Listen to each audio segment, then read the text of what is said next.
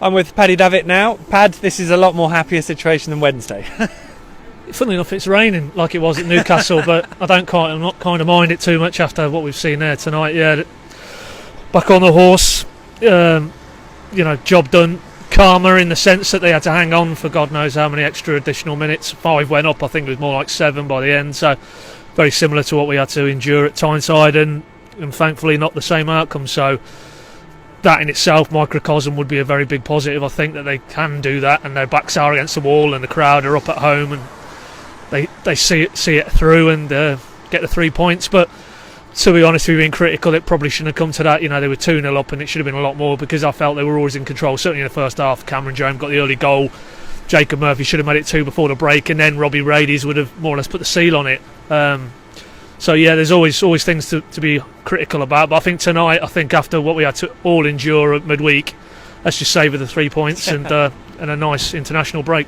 Absolutely. You had the luxury of leaving out Johnny Howson today and had him on the bench. What did you make of the 11 as they played? I mean, I thought Jacob looked leggy, but there were some good performances in that lot. Yeah, I personally was surprised, only because he said to us on Friday that the reason Jacob had to come off towards the end there at Newcastle was because he was basically fatiguing, and he's had a lot of games. Young man, still really learning his trade, certainly at this level.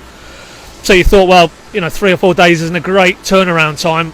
Probably dip him out and play Johnny Howson maybe on the right, and he's gone the other way around, which fair enough, it's paid off. But I think I would have probably gone with Johnny Howson, and then you can bring on a Jacob for 20-25 minutes to stretch the game. But as it proved, even with Jacob in the side and not quite firing on all cylinders, I thought they were totally in command in the first half.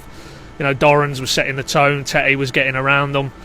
Closer back in the heart of the defence. It's a different unit when he plays at the back, and it was almost too easy at times, and you just knew that Wolves would up the ante, and they did. But I'd say thankfully that was an uncomfortable 15-20 minutes at the end, but they've emerged unscathed. So yeah, more positives than negatives. And 11 games gone, second in the table. I mean, it does just put to bed what happened on Wednesday and leaves you with a sense of positivity going into the international break. Yeah, massive. I mean, you contrast this with the last international break, which was Birmingham.